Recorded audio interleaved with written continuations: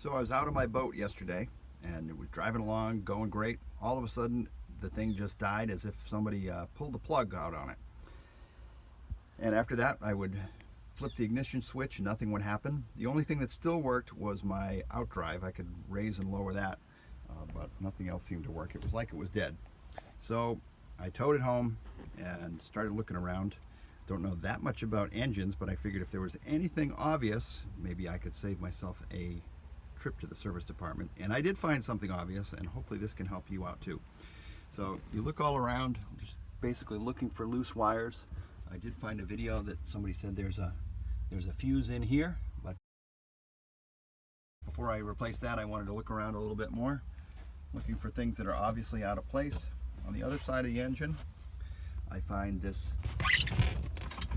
switch right here that says the circuit breaker reset switch.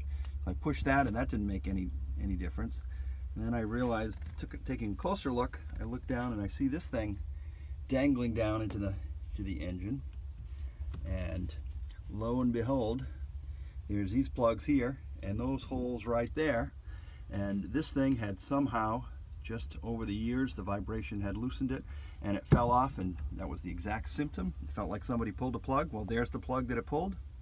All I had to do was undo this screw here to loosen up, plug it back in, and tighten everything back up, and the engine started right back up. So if you have the symptom of a Mercruiser engine that just feels like it suddenly died before you take it in for service, with any luck you'd have this same simple problem that I had. Hope this can help someone. So this begs the question, all right, which way does this thing plug in? So there's lots of different things here and lots of different holes. So I had to figure out how to line it up, but that was pretty hard. And then I thought, all right, well, there's got to be a way that the mechanics know how to do it. So looking around here, sure enough, there's a notch on this thing, and that goes on the top. And when you put it on the top like that, all the holes line up magically.